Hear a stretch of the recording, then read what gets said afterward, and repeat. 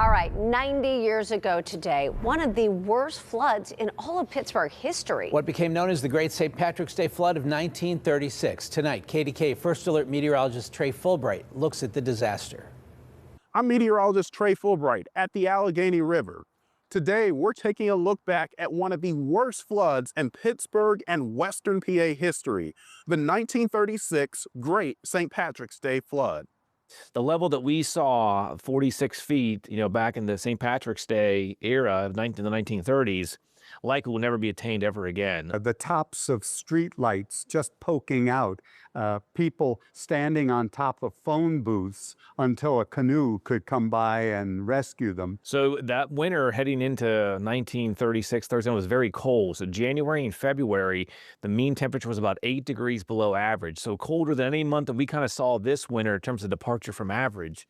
And then what happens is it gets really warm in late February, continue that above normal temperature trend the first half of March, and then you get a big rainstorm. Fred McMullen, warning coordination meteorologist at the National Weather Service in Pittsburgh, says almost 3 inches of rain fell in a 48-hour period, causing the Ohio River at the point to go from 21 feet to 46 feet in 48 hours.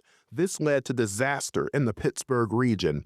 Andy Masick, president and CEO of the Heinz History Center, describes some of the horrors. 62 people died in the flood of 1936. There were probably 500 injured.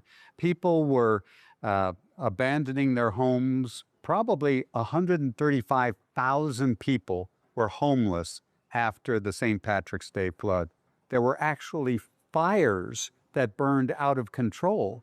And think about that. Well, it's a flood. You've got lots of water. How could there be fires? Well, the pumping system for the water system couldn't be used. The fire hydrants didn't work, so the firefighters couldn't douse the flames that were burning. This disaster prompted action at the congressional level. After 1936, Congress passed all kinds of flood control legislation. It wasn't until the 1960s that the Kinzua Dam project on the Seneca Reservation in New York really enabled flood control on the Allegheny and Ohio rivers. While the Kinzua Dam helped with flood control in Pittsburgh, it didn't come without a price to the Seneca Native American tribe and their reservation. Unfortunately, by eminent domain, the government took from the Seneca Nation of Indians about a third of their reservation, which was flooded, making one of the deepest lakes in the country right there on the Seneca Reservation. So while the people of Pittsburgh certainly benefited, the Seneca Indians felt like they lost their homeland. Since the 1936 flood, the technology used in monitoring river levels has changed drastically for the better.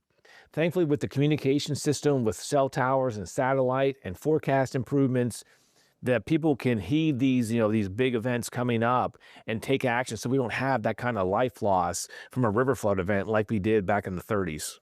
On the North Shore, I'm KDKA First Alert meteorologist Trey Fulbright. That was fascinating. Yeah. I did not know that much about it. Incredible history and incredible legacy of all of the controls and reforms that Right. have come in its wake.